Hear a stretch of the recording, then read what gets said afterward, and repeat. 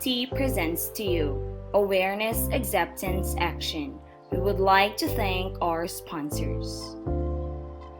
Major sponsors: Tech Boss Manila, Tech Zone Manila, Back Porch Market, Map Auto Shop Service and Repair, Pinay Transport Services, Hannah Dang's Bills Payment and Money Remittance, Hampas Lupa Volleyball Team, Quest Fuel Station, Koenig Rice Trading, The Company Cebu, IOP Landscaping, Brainwalk Occupational Therapy Center,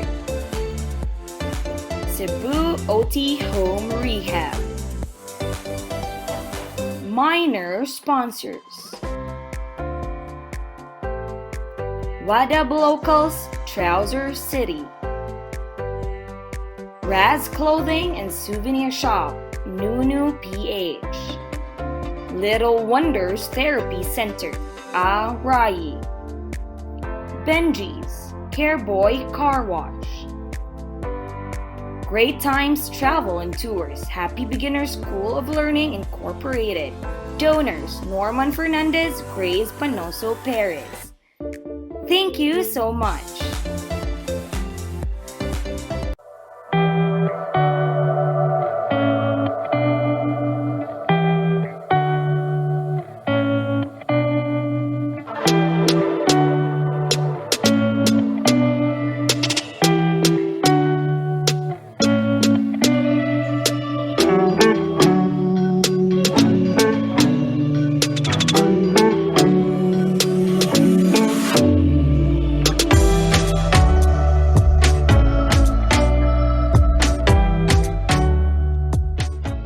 Hello and welcome listeners to our latest episode for Spotlight on Air Season 2, brought to you by the Masters of Arts in Occupational Therapy from Cebu Doctors University.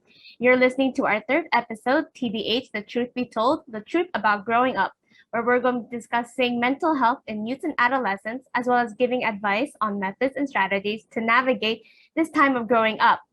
So we also want to inform you guys ahead of time that during our main discussion, we will be discussing certain topics that some listeners may find to be sensitive or distressing. So we encourage our listeners to please use discretion and also to please take care. And before we officially start with our podcast, we would like to thank again our dear sponsors. Thank you for making this possible. So again, welcome to everyone joining us. I'm Sarah. And I'm Melissa, and we are your hosts. We are so excited and grateful that we have this opportunity to talk more about the truth of growing up. I'm sure we can all relate to this one way or another. So for those of you, again, just joining us on this episode, TBH, The Truth Be Told, we're going to discuss mental health and wellness in youth and adolescents. So we are joined today by two very accomplished guests, Ms. Abigail and Ms. Adrian. So first, Ms. Abigail, could you introduce a little bit about yourself and your work in mental health and counseling? All right. Good afternoon, everyone. And I've been in the mental health profession for almost 2 decades already. So I started out as a counselor, and right now I'm a counselor educator in one of the universities of Cebu. I'm also doing part-time consultancy in EAP outfit, no, our company. So yeah, more or less that's it. And doing private practice on the side. Thank you very much, Miss. We can't wait to hear more from you today. Now, Miss Adrian, we would love to know more about you. Can you give us a brief description of your work and how you got into the mental health field? So, hello, my name is Adrian Rida. I'm an occupational therapist. I'm currently working as a faculty in the De La Salle Health and Medical and Health Sciences Institute. So, I've been working as a adolescent and adult therapist for the past 3 years. So recently, I got certified in cognitive behavioral therapy, and I'm hoping that through this, we'll be able to help more our adolescents. So I got into this field because I noticed, especially during the pandemic, that there is a rise in the mental health concerns, not only in adults, but in adolescents. And it seemed to hit particularly hard with the population of those in high school and those going into college, because I think Ma'am Abby would be able to agree with this. This is the time when there's a lot of transition happening. So there's also a lot of emotional and physical changes. So I got into this field because I wanted to support our clients from not only from childhood but also up until adulthood. So Thank you very much for that, Miss Adrian. And hopefully later we can discuss more about that. And before we actually start, our team prepared a game for our listeners, for you guys. So for you to join and win our game, you have to follow these 4 easy steps. So first, follow and like the CDU Maot on our official Facebook and Instagram pages. And second, subscribe to our YouTube channel. Third, watch and look out for the letters that will be flashed randomly on your screen. Put the letters together to form our magic word. And lastly, send us a message to our official Facebook and Instagram. Now, the first 6 senders with the correct answers will win our amazing prizes. We will announce the winners on our official Facebook and Instagram after 1 week. So speaking of prizes, Sarah, what will they win? So for those tuning in, you will have the chance to win the following prizes. For the first winner, a GCash voucher worth 300 pesos. The second winner, a one-day pass for Company Cebu. The third winner, Trouser E-voucher worth 200 pesos. The fourth winner, a one sleepwear set from Ross Clothing. The fifth winner, Rayo, 50% off regular items. And for the grand winner, an Apple AirPods from Tech Zone Manila. Wow, I would love to win all those prizes. I think we can now move on as we are all now ready to listen to our 2 very accomplished guests, right, Sarah? Yes, there's a lot to look forward to on this episode. So now heading into our main discussion, we again want to inform for those of you joining us that we have put out a content warning as we will be discussing certain sensitive topics. And again, we encourage everyone to please take care. So we're just going to dive right in. So Ms. Abigail and Ms. Adrian, these questions and concerns came from our respondents during our needs assessment that we put out. So for the first one respondent's concern asked, I always feel afraid of being left out. Most of my friends or the people I cherish don't really value me the way I value them. Having no best friends and having just brief time acquaintances, I also grew with my parents and family's explicit portrayal of disappointment and dissatisfaction. I also doubt myself most of the time, which is why I've had sleepless nights and even sleep paralysis. So what advice could you give this person or how they should handle their situation? Ms. Abigail? All right, I'll start. Looking at the scenario you have given, no, the one thing that is very prominent with her is her lack of sleeping difficulty, and at the same time, she's having sleep paralysis. Now, given her context, her situation wherein she's having difficulty relating with others, we may be able to connect it. The difficulty with sleeping may be able to connect it, no. But as a counselor, in my profession as a counselor, I would also like to determine what other things is going on with her right at present. Would it be only her context in school? She also mentioned about family, right, which contributes to her feelings of loneliness, and that actually makes us think no that she's also isolated in a way. So advice as to her situation. Well, I think first and foremost, it's good that she'd be able to connect. I would really greatly suggest that she would connect with a professional. It doesn't have to be a psychologist. It can be a counselor in your school where she can somehow express the difficulties she is going through right now. I know isolation can be hard, but I believe she has certain people in her circle who can actually be of support or of help. Maybe she is so focused with the idea of isolation that she missed out on all of the other people around her that can be a good support in her situation. So I believe it will start first with seeking out professionally what she's going through, being able to express it. At the same time, identify other people who can more or less help her, aside from the ones no, she has highlighted that didn't, because I believe there are still people around her who would be.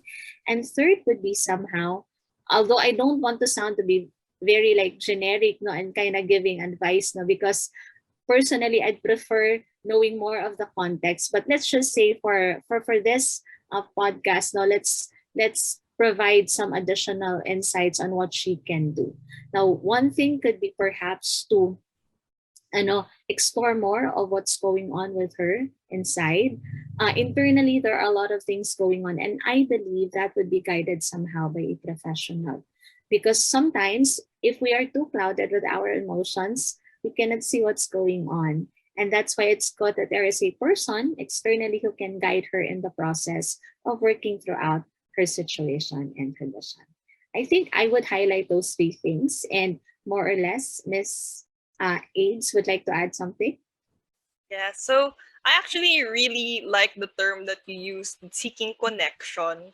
Because in these times when we feel ano bang, what's the best term for it? When you're so in your head, you tend to disconnect with not just the people around you, but sometimes even your in your environment. So here I'm thinking that there are actually two problems. So one is in her social participation, her ability to form close, intimate connections. They feel like they're not able to do that yet. And there's also this difficulty in sleep.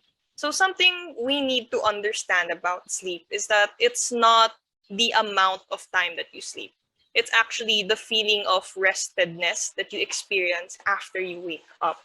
So, sometimes when we think that we can't, hindi na talaga makatulog, I'm sorry, napapatagalog na ako, but when you have really a difficult time sleeping, sometimes when you think about it too much that I can't sleep, it further fuels your inability to sleep. So something that you can do right away is to first establish that space for you. Make your environment restful, help yourself parang make those routines or habits in order for you to mentally prepare yourself to sleep. So this is something that we can do parang concretely. It's to modify our habits in relation to sleep. So in terms of her or them being able to form intimate connections, I agree with Ma'am Abby here that she said we need to somehow sometimes seek professional help. So there are times, especially in my work with adolescents in OT, a lot of parents are really well-meaning. They tend to mean well.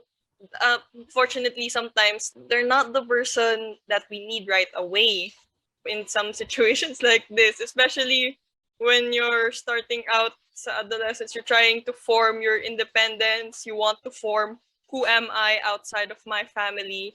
You kind of need someone else to talk to. So something you can start with is to first, yung very practical that you can do is to seek what are the kind of professional help that that I can seek.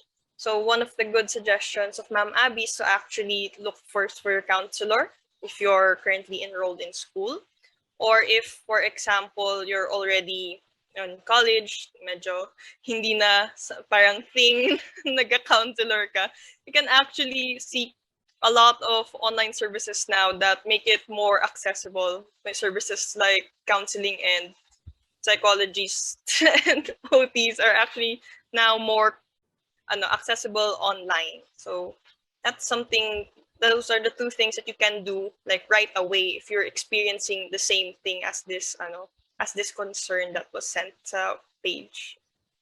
Thank you very much for the next part. Okay, so another question from one of our respondents. He or she said, I'm actually curious about how ADHD is diagnosed in teenagers. And what are the signs and symptoms of ADHD?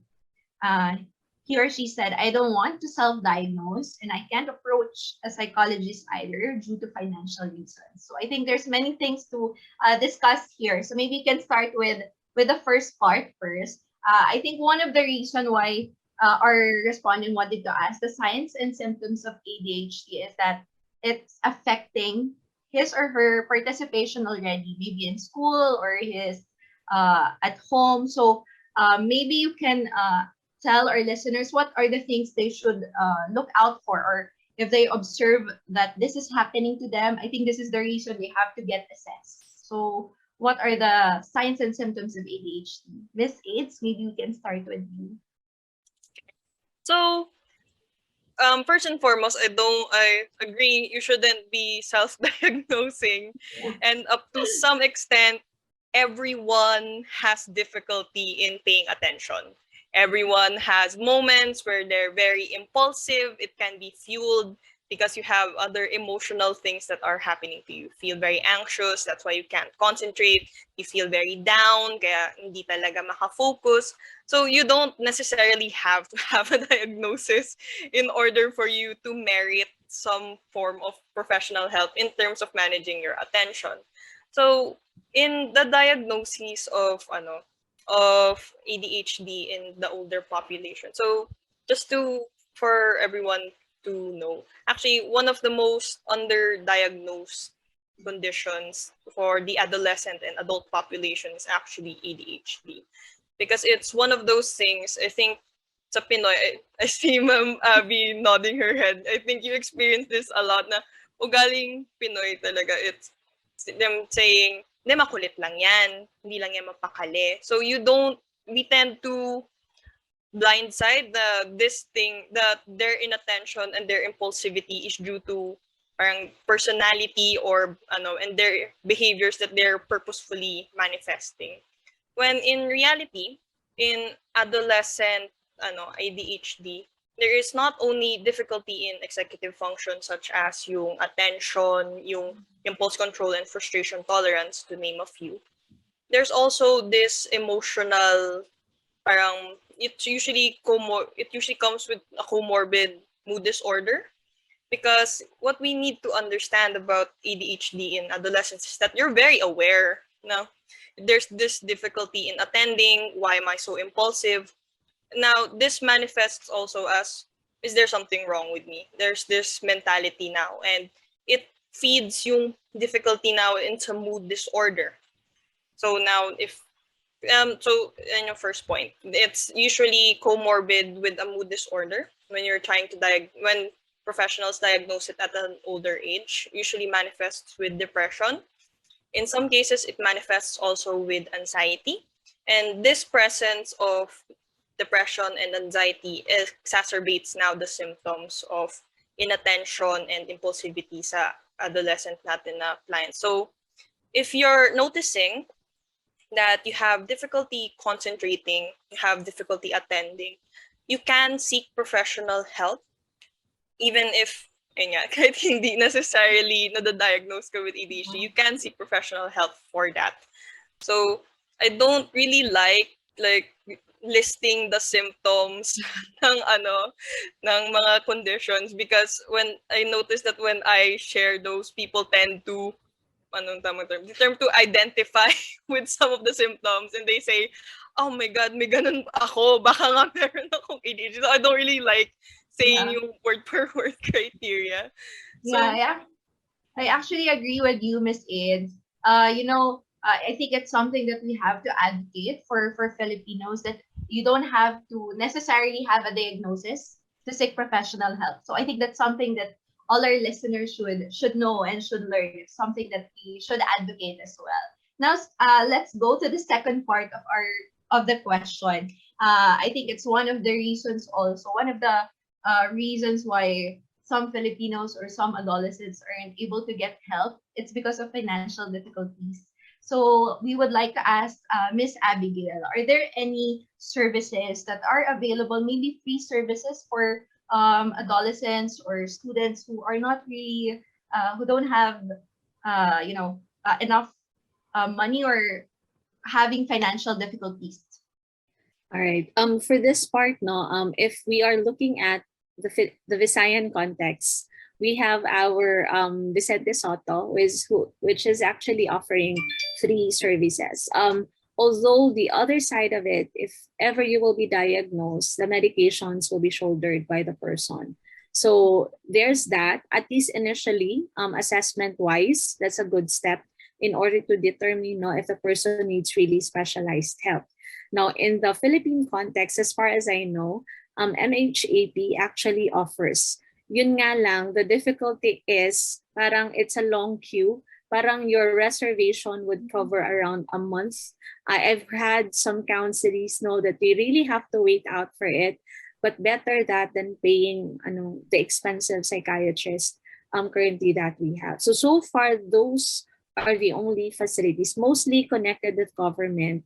Even PGH in Manila is also offering free services, I think.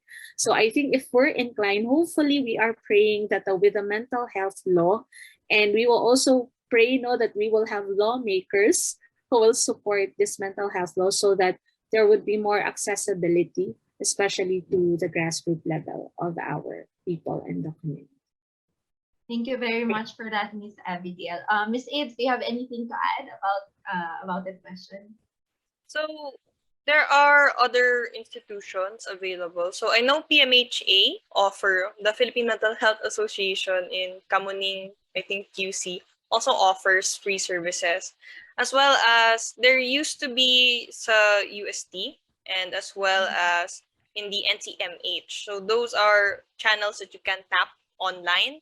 I think they have some limited face-to-face they take on limited face-to-face clients, but like the mention ni Ma'am Abigail, the line is really long, so it usually takes around a month to 2 months. But I think if you're currently enrolled, you can take also some time to also go to your counselor because they'll be the first person you'll be able to approach in times like this. Or if you feel a bit intimidated with approaching your counselor right away, you also have your teacher advisor if you're currently enrolled in class that you can approach, because as part of sa CHED now, there is this memo I think that came out that there should be now programs and policies in schools that parang address yung mental health ng students. So if you feel it's a bit more intimidating and financially difficult, you can first look muna within sa institutions that you're currently with if there are any services you can avail of. Okay, thank you very much for sharing all those resources, Miss Abigail and Miss Aids. So our next respondent asked, I am having a hard time opening up to people, especially to my family and close friends. How do I slowly express my feelings and open up to them? Are there any tips for this? Because I really want to start being vocal about what I feel because it's hard to bottle them up. I know especially for young adults, a part of why they find it difficult to talk about their feelings is sometimes because of shame or guilt, or that they'll be made fun of, or sometimes they don't even really understand what they're feeling, more of they don't know how to articulate. So how would they best approach this? Miss Abigail? I'll start. Usually what I share clients know whenever they feel that they have difficulty opening up to people, especially their parents, because they did not grow up in that kind of environment, is just take it out slow, parang progressive in a way. You talk about anything general, light, you start with that, about the weather, about anything neutral or anything safe, and then slowly getting into the more, deeper type of conversations or subject matter. So it's kind of like a rehearsal thing so that later on, eventually, you'd be able to talk about the more deeper things. I can relate to this example because I once had difficulty opening up to my parents. And siguro luckily being in the field help you learn to appreciate the things that you also advocate as part of the profession. So yeah, that would be a simple way to start. And if you're also the type who may be having difficulty expressing in that modality, doing other modalities, let's say, for example, writing it or recording yourself can be a way to do that. But there is nothing more, how do you call it, more effective than learning to express things to someone. All right, so that would be it. Miss, would you like to add more? So I get this, I get this, I get this concern a lot, especially in the adolescents that I work with that have specific conditions such as ASD and conditions like they have bipolar disorder and they're in their adolescent stage. So it's difficult even for the neurotypical person to do. So I can't imagine how much harder it is when you have an existing diagnosis. But sometimes you don't actually need to begin by immediately opening up. Sometimes you can do activities that you share together, such as you can first try to play games together. So I noticed that it's very effective in some of my adolescent clients to first play games. They have a shared game, something they can do that they can both do that's very neutral, that doesn't really have that emotional doesn't require much emotional energy. And then you can if having a shared activity is not something that you can do yet, you can actually just try to sit in the same room. Having that companionable silence is really helpful for you to first be able to open up. So I noticed that adolescents and parang even young adults feel like they're able to open up more if there is this level of what's the term? There's this level of security in the people that you're with. So if in the first place you can't even sit in the same room as this person, having starting out parang verbalizing your thoughts would be really difficult. So maybe you can just first sit in the same room. I can relate to this question as well because I had a really difficult time talking with my parents because difference in context. My parents were Ilonggo, so my parents are Ilonggo, so they're very malambing but a bit passive aggressive. So there is a lot of needing to read in between the lines versus the context here in the zone that people are very straightforward. So you can't really understand sometimes. So first, one of the activities that we did in order to, my term is to tolerate each other's presence, is to just first watch movies that we both like. So it can be as simple as that. And once we were able to somehow get used to the other person being there, that's when we began talking about different things. So initially, it was just all about the series that we were watching. Then eventually, it's about things that are happening with school. Then after that level, when you increase that level of comfort, you'll notice that the amount of or the kinds of topics that you're able to talk about is will also increase. So, at yun. Thank you so much for your answers. I know, especially in Asian and Filipino households, they kind of there's a bit of difficulty in opening up about our real feelings, and some people want to, when they hear opening up, they want to dive right into the deep end. But it's better to slowly open up. Thank you. Okay, thank you very much for that. Now, for the next question, let me read it for you. How to overcome depression and anxiety? How to self-regulate in a healthy manner? I know we cannot, answer this in just one session, but maybe you can share just some ways on how we can help our listeners. Maybe you can start with Miss Aves. Okay. So, something I want to begin with is that there is a difference between clinical depression and clinical anxiety versus the amount of anxiety and depression that people will experience in their lifetime.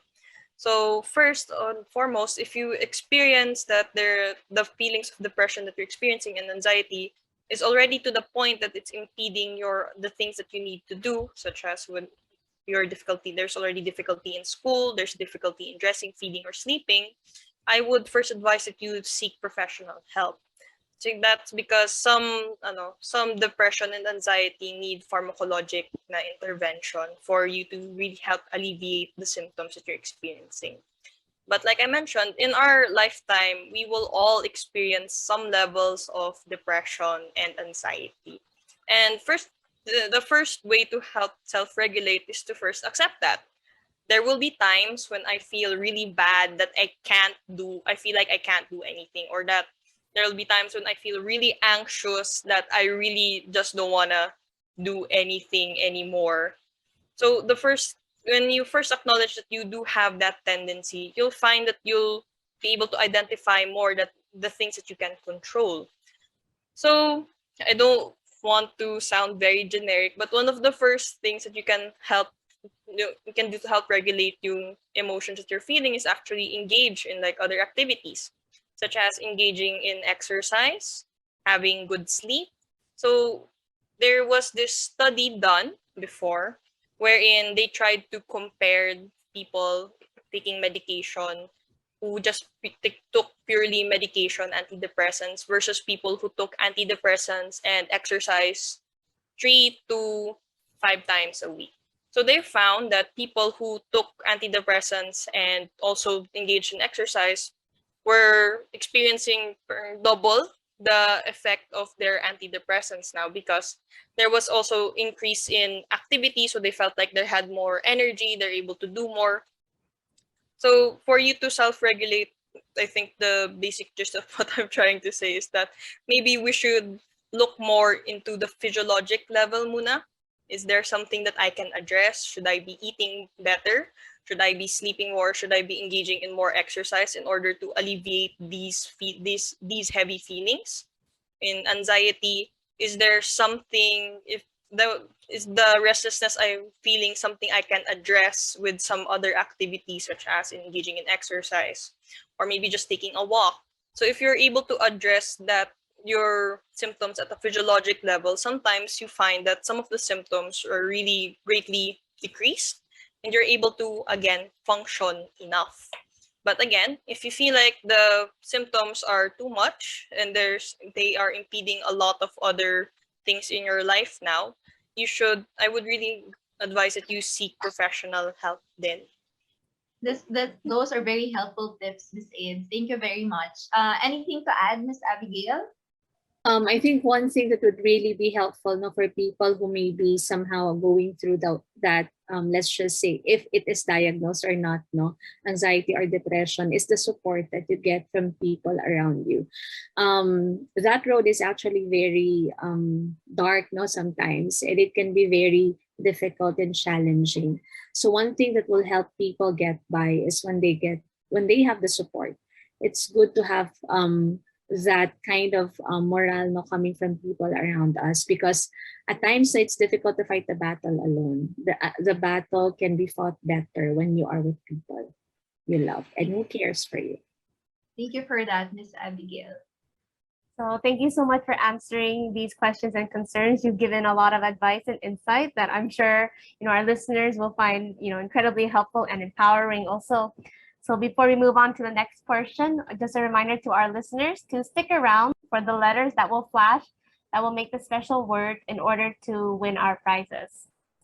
Okay, now let's proceed to the second part of our podcast. So we have a set of questions prepared for each of our speakers. So maybe we can start first with Miss Abigail.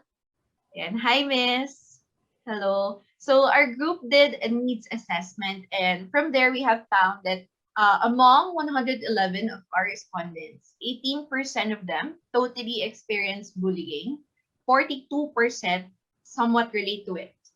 Majority of our respondents, specifically 33%, somewhat relate to living through a natural disaster, and 30% of them somewhat relate to witnessing a tragedy.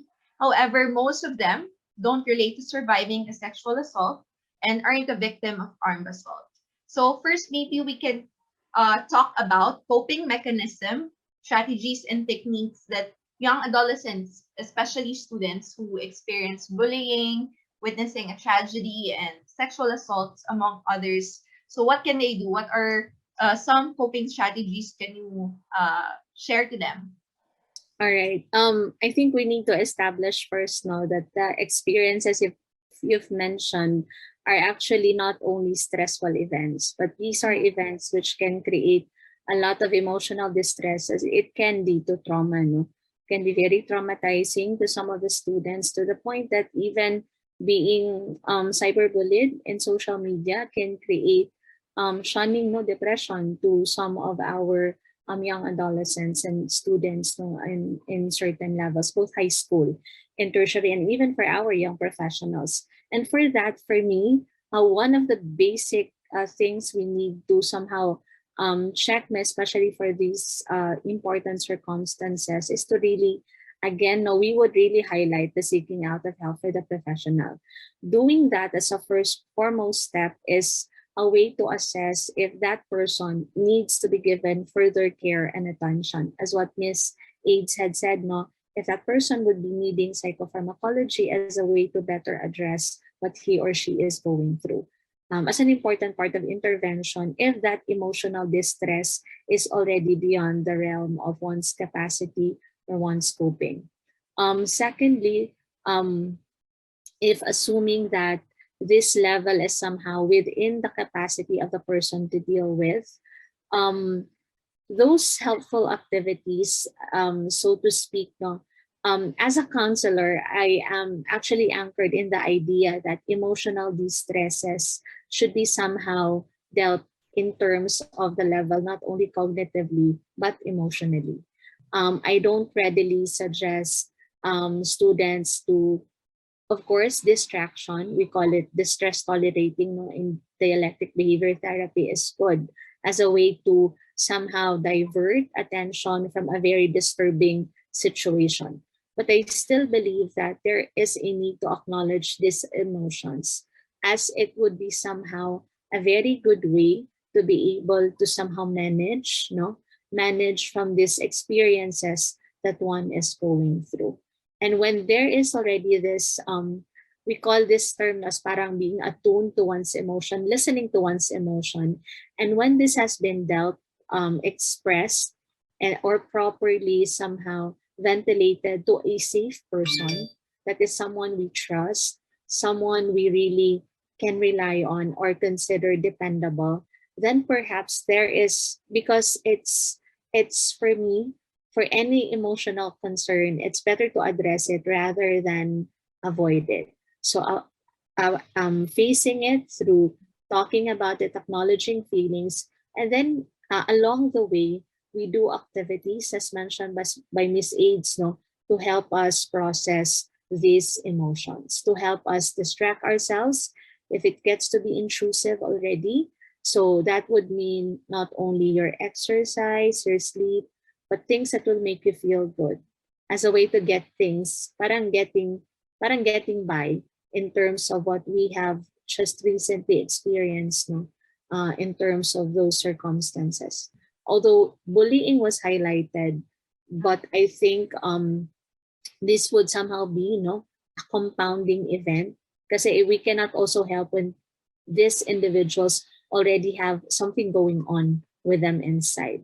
And cyberbullying is just that trigger for that person to be somehow like exploding any minute in terms of what they went through. So again, to highlight professional first, seeking help from a professional, and then again, working with the emotions, and thirdly, doing the things that will help the person cope. And thank you for that, Miss Abigail. And from the same needs assessment, we've found that there are few of our respondents who have seriously considered and planned suicide. So for the people, for those who are in this situation, what advice can you give them? What are the best steps to take right in this moment? Right. Seriously considering. Okay. Sometimes suicide can be a very scary word, no? It makes people put, it's like we're tiptoeing on this issue because just merely speaking about it makes us afraid, no, of the inevitable. And it's a scary place and position, even for us mental health professionals, no? Whenever we encounter that, it's automatically a red flag for us. But I also held on to this idea that suicide is a cry for help, that somehow that is an indicator that perhaps for this instance, I wanted to be heard, I wanted to be understood. And that's why whenever a person feels that he or she is at the brink, then perhaps that will allow him bring his emotion. Although normally, no, the person would tend to be somehow highly emotional rather than logical. But for certain instances, we hope that that's why it's also very important to have people around you, especially at this very trying times, because whenever we can see or observe, then we can help that person, encourage that person to really talk to someone. If not your safe person, but most importantly, a counselor to begin with. Talking it out, sometimes like what was emphasized, no, when you are in distress emotionally, you cannot think, no, the logic will not somehow work properly. And so this proper channeling of emotions would somehow be better attended to, no, for people who are actually thinking about it. Um, what is very also crucial is that, of course, in listening, especially for those non-professionals who might take in as somewhat like a first responder, no, um, again, you can be a listener, no, a friend, a classmate, a teacher can be a listener to someone who is suicidal. But I'd like to highlight the empathy there, no, in a sense that we try never to invalidate those emotions nor thoughts, because I have encountered a lot of instances wherein, unfortunately, our culture, no, even our own family would tend to discourage, invalidate, and ignore, no, the feelings, these thoughts. So never ridicule, never put anyone down. But for the person going through this very difficult phase, I think if only that person can also stretch and seek out, connect. The again, no, the word I'd like to somehow drive here is that person will continue to seek, to ask for help. It's not wrong to be vulnerable to someone who will somehow help you in the process of working out your emotions. So it may seem that it will be the last way of dealing things, no? I would call it the point of no return for some, but I still believe, no, that if you are at this point, always remember that you can turn to someone, especially know that there are people who are willing to somehow support you in that sense. So, in that way, that will be a step in order for the person to be helped. Because the downside of these people who are suicidal is that they appear to be very happy on the outside, but deep inside, they're actually going through a lot. And so it's very crucial that we tend to somehow be sensitive. No, that's why again, no, I would highlight the support, the people around, in order for that person to see, no, and appreciate that more or less people are concerned, and sometimes that concern can be a trigger for that person to open up to these things that he or she is going through. So for that matter, don't hesitate to reach out if you feel that you're already in the brink, or that you feel that you are full, that everything is heavy, that you are tired, and so on and so forth. Yeah. Thank you very much for that, Miss Abigail. And I agree with you that for those listeners who are close friends or family members who are going through that same situation, it's important that we don't invalidate them and we help them connect with us as well. And Miss Aids, there's something you want to say? Just wanted to add, because aside from getting clients who are experiencing suicidal thoughts and ideations, I also get a lot of family members, and even to school that I teach in, there are a lot of questions with, ano naman po gagawin ko, or what am I supposed to do if I know someone who's experiencing these kinds of thoughts, or are having these kinds of thoughts from time to time, or they joke about it. So I want to educate everyone on this. When you hear that someone is experiencing or having suicidal thoughts or ideations, you should first be very empathic, like Ma'am Abigail said. But I want you to try to identify three things. So if there is any specific plan, may balak ka na bang gawin? Even if they say mention it as a joke, you can ask, are you thinking about it? Do you have a specific plan that you were thinking of doing? So in knowing how they're planning to do it, you are also empowering yung self mo and yung the people around you to know how can we protect this person.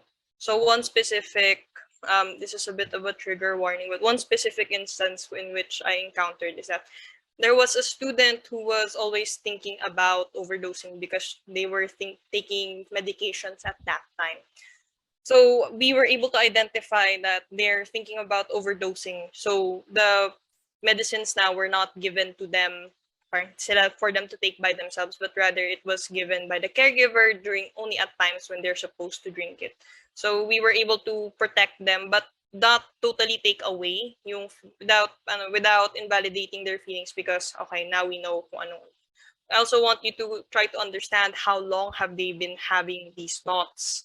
So in knowing how long they've been having these thoughts, you can somehow help guide them identify what are the triggers or what are the things that keep triggering these kinds of thoughts that you're experiencing. And in identifying the triggers, you can either you can help it would be dependent if willing ba mag-share yung person, but if you at least know the triggers, you are able to help them avoid some of them if they can. So, and lastly, if you know that what they want to, if they have a plan, if how long, you should ask how frequently they experience these kinds of thoughts, because you know the frequency, or the better term for it, I think, is when they have these kinds of thoughts. So I think the one that I encounter the most is that they always have these kinds of thoughts. They mostly have these kinds of thoughts at night before going to sleep, and it helps and it contributes to their difficulty in sleeping. So in knowing your friend has these kinds of, if your friend or your family has these kinds of thoughts at night, maybe you can take some time to spend more time with them at night. Bago matulog, kausapin mo sila. So that you know, parang these are the times of they get hit the most with these kinds of thoughts. You're able to be with them and be empathize with them during these times that they're having the time where they're having the most they're having the most difficulties. So yun lang. Just wanted to add that. Those are very helpful tips, Miss Aids and Miss Abigail. Thank you. So another section of our needs assessment focused on issues arising from school and other school-related activities. So they revealed that 76% of our respondents experienced decreased interest in school, 66 experienced decreased interest in hobbies, 58 experienced decreased interest in self-care activities, 40% reported feeling tired even after sleeping, 33 experienced difficulty in sleeping, and 23% experienced restlessness. So I know that you mentioned earlier about how sleep affects us. So one of the questions though was, when a teenager has very low motivation in doing school work or any school-related activity, what strategies can you use to increase their participation and engagement? And then along with that, this kind of low motivation, is it a phase, or at what point would you consider they would need to ask for professional help? Miss Adrienne? So there are three concerns here. Actually, two pala concerns that I'm seeing. Is first, how do you manage low motivation? So I think even us as adults, we experience times when we have low motivation, wala talagang gustong gawin. So I think what I want to share about this is that motivation has both intrinsic and extrinsic factors. We know this from our models of practices sa OT, that not aside from just motivation mismo ng person, there are also things that affect their motivation, such as their habits, as well as their routines, and extrinsically what are their environment in which the motivation can be encouraged. So one of the first things that you can do when you're noticing that I don't have much motivation to do things is to first look into your routine. Does your routine now include the time that you need in order to accomplish yung task that you need to do?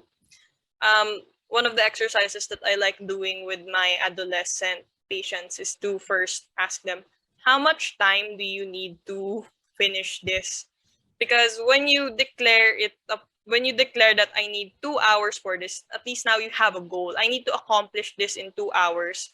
And if you are identified that you have 2 hours, you can now put it in your routine. So I find that it helps motivation because we address it not only from the intrinsic but also the extrinsic factor. So when we talk about that, we kind of tag it as our motivation plan. So for me to finish my work for this subject, I need 2 hours. I will do it on my desk at this time.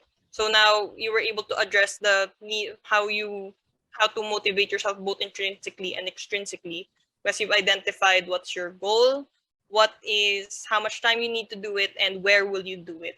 I find that especially during the pandemic, this was a great difficulty for everyone, not only just students, but also adults.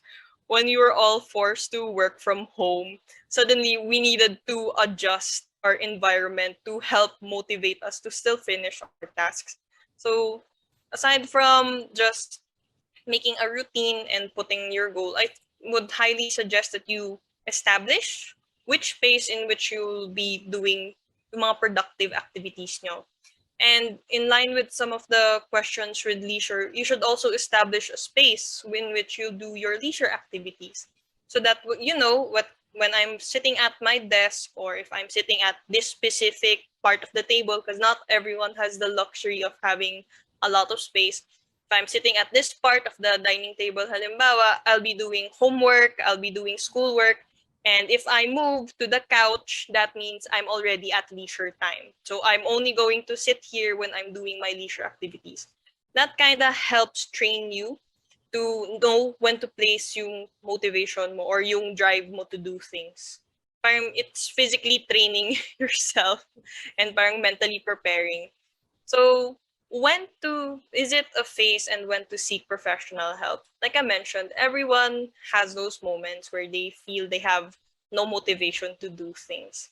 At times, maybe you need to also listen to your body and ask, what is my body trying to tell me at this point? Is it, I don't like using the term lazy because every symptom or everything that we're experiencing is our body's way of trying to tell us something. If you feel tired and unmotivated, am I getting enough rest? Is my body trying to tell me something that I'd rather play right now than do my homework? But at the same time, you also need to use that with a word of caution. Kasi I've also experienced my clients using that excuse with me. It's because my body said I'm tired. Yes, you are, but even if you try to adhere to what your body is saying, we also need to make and follow the routines that we planned in order for you to be more or for you to be able to accomplish the things that you need to do. With when to seek professional help, if you're noticing that there's already other parang symptoms aside from low motivation, there's difficulty again in sleep or difficulty feeding, you may want to begin to look for professional help at that point.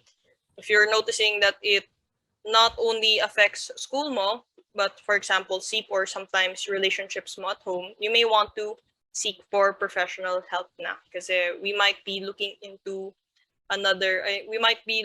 something that needs more help than just modifying your routine and your environment. So Yes, thank you. So some of our respondents, again, they indicated trouble sleeping due to stresses and pressures that they experience. And I know, when you people look on the internet and they see meditation, relaxation, but when they try to do it, they don't really know how. So then they kind of doesn't work for them. So they think it just doesn't work. So do you have any tips about how to meditate and relax properly so that when they are stressed or they do feel pressures, they do have something to use to cope with? okay. So something about meditation, because truthfully, even me, I didn't used to believe that. Because I don't know, how much could breathing differently really change what's Yeah. happening to you? But through the training in the CBT, I understand that there is not only just like the action, the activity itself, but it also has physiologic changes that it does to your body. So breathing deeply helps you relax a bit more. It helps relax your muscle a bit more. It helps clear your mind a bit, and that helps with the feeling of restfulness or restedness that you need in order to sleep or have a good night's sleep. So I experienced that despite my clients having 8 hours of sleep, they would tell me that I don't feel like I rested at all, or I don't feel like I'm energized at all. I still feel tired. That's because when we think of sleep, it shouldn't be the amount of time, but that's also a factor, especially when you're growing up.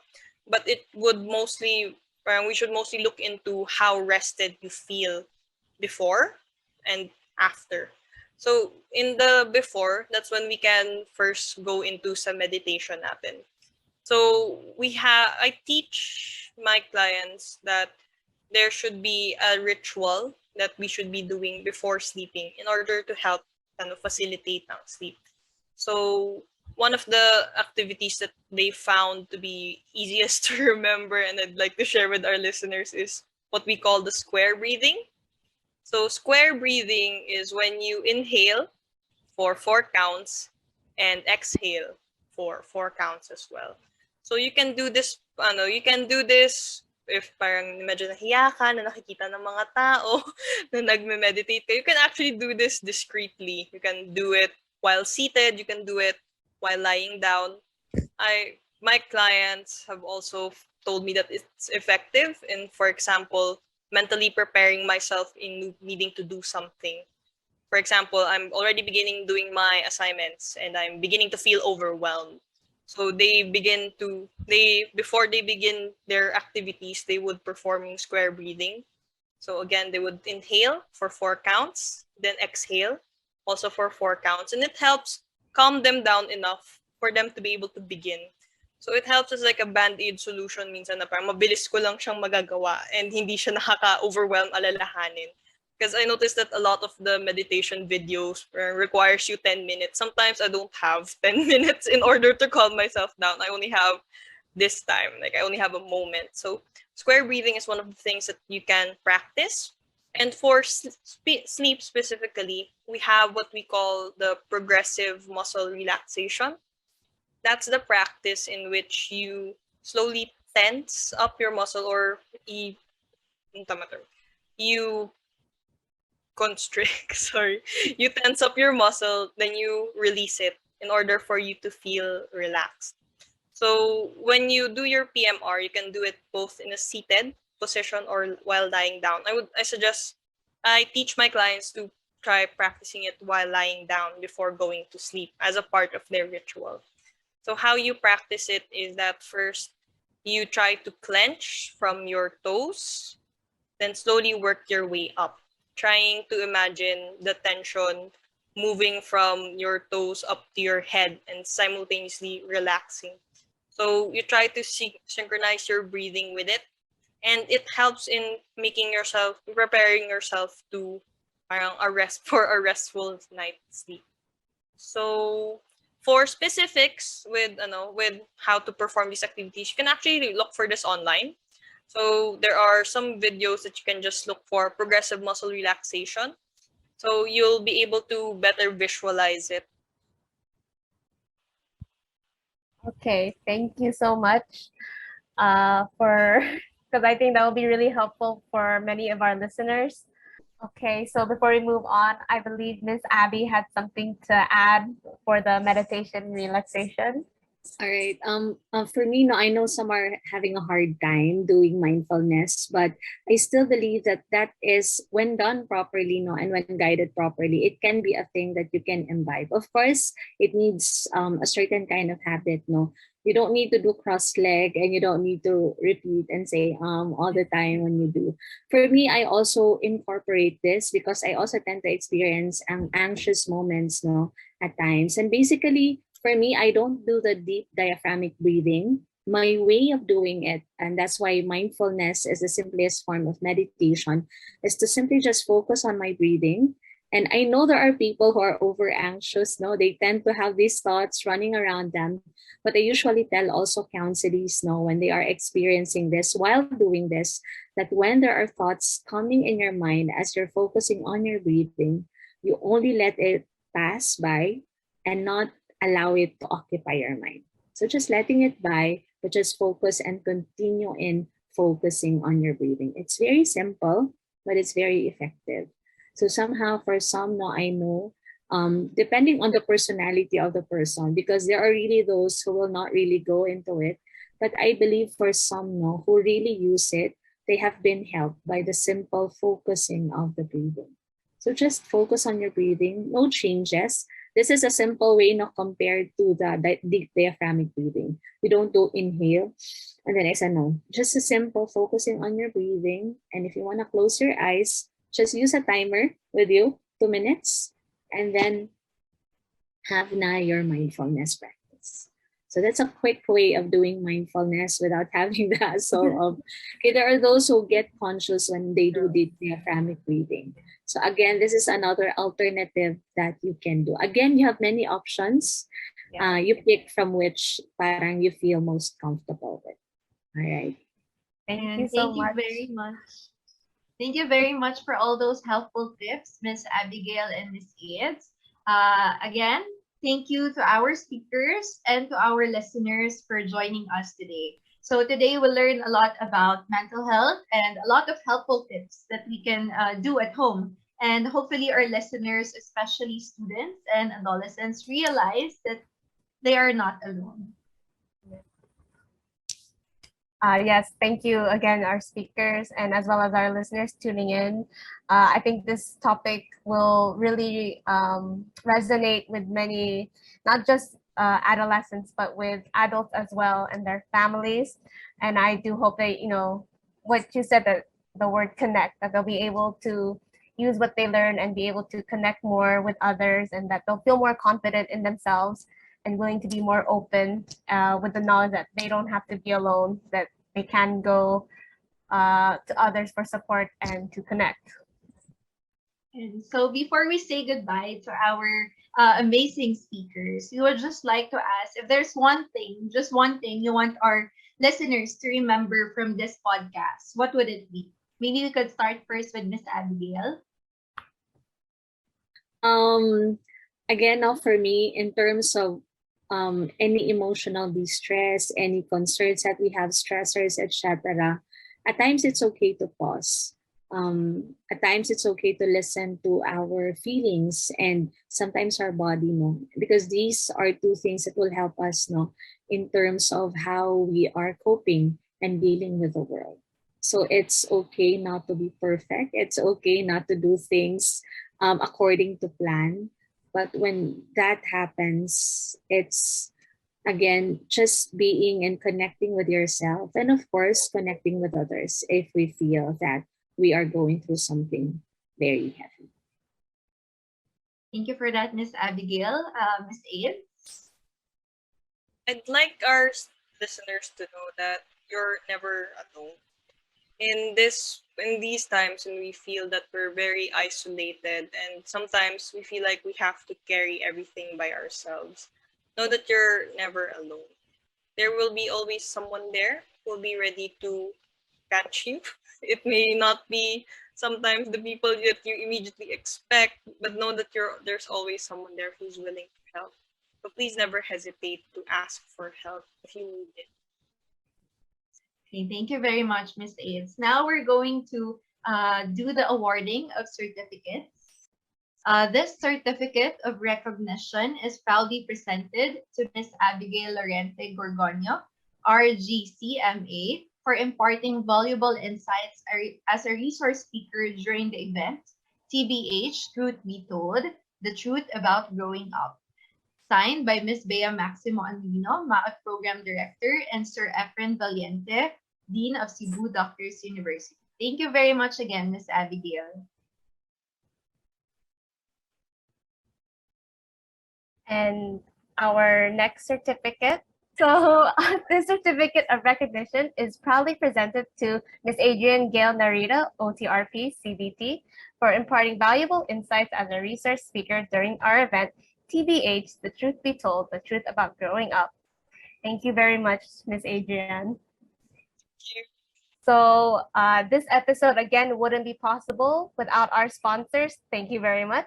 And don't forget to tune in to our final episode this season of Spotlight on Air titled Let Me Do It, Developing Child's Independence, airing June 26, where they will be discussing how developmental milestones are important and how to identify any learning opportunities in the day-to-day activities of a child. Again, this is episode 3, TBH, The Truth Be Told, The Truth About Growing Up. Thank you all for tuning in. See you next time.